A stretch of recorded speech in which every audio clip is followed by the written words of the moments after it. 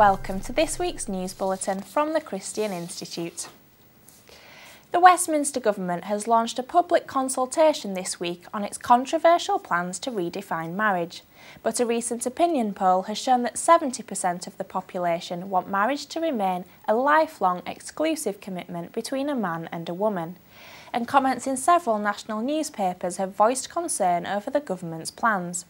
But Equalities Minister Lynne Featherstone said the consultation will be about how, not if, marriage will be redefined, a position which has raised considerable debate. The Coalition for Marriage is running a petition to protect the current legal definition of marriage and has already amassed over 200,000 signatures. The coalition also placed these full-page ads in 2 national newspapers, sparking a new wave of support to keep the status quo. But Lynne Featherstone has been defending the government's position.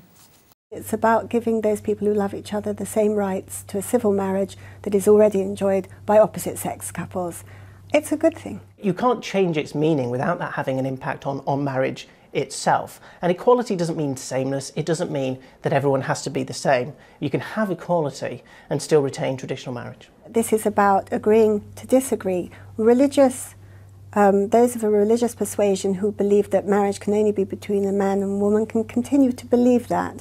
But the state's view is not that. The state's view is that when we offer a marriage, it should be offered both to same-sex and opposite-sex couples on the same basis. Marriage is so much part of everyday life, it's so woven into our society that if we change its meaning in law, it will have a knock-on effect in everyday life. This issue is about redefining marriage, and we say marriage has been the most successful partnership in history. It's served the country well for thousands of years, and I don't think politicians can just come along and with a stroke of a pen rewrite it, particularly when the public have not been involved. And the Coalition for Marriage campaign director Colin Hart has described the government's consultation as a sham, which will ignore any opposition. According to the consultation document, the government's response will be based on a careful consideration of the points made in consultation, not the number of responses received.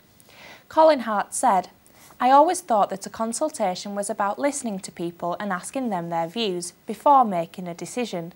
Not only are they redefining the meaning of marriage, they're redefining the meaning of consultation. This consultation is a sham.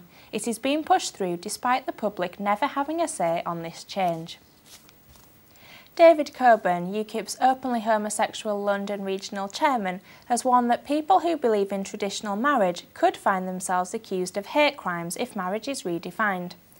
Writing on a homosexual news website, Mr Coburn confirmed that the party opposes the government changing the meaning of the word marriage, but supports legal rights for same-sex couples through civil partnerships. "I have always fought for equal treatment, and I believe civil partnerships have achieved that.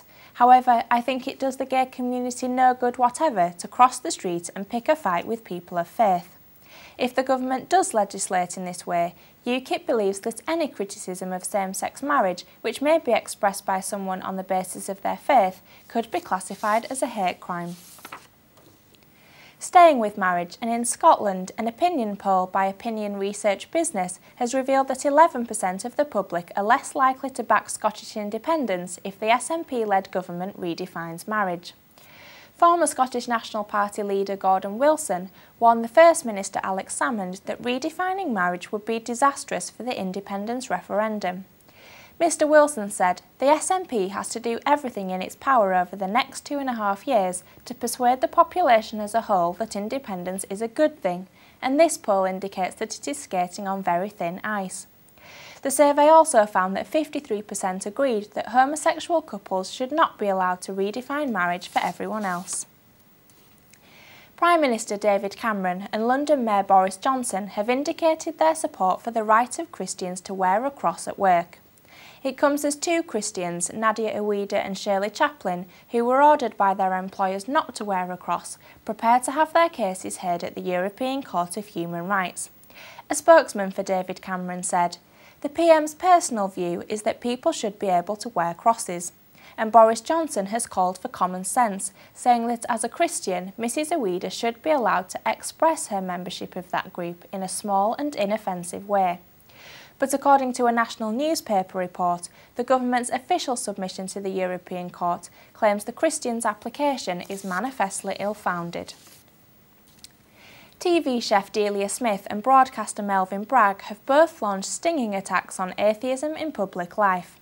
Delia Smith warned that people of faith are under attack, saying, "Militant neo-atheists and devout secularists are busting a gut to drive us off the radar and try to convince us that we hardly exist."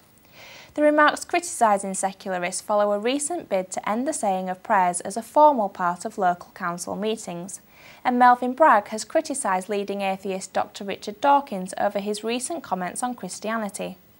Mr. Bragg said that Dr. Dawkins had thrown off his academic credentials in what he called an odd pursuit.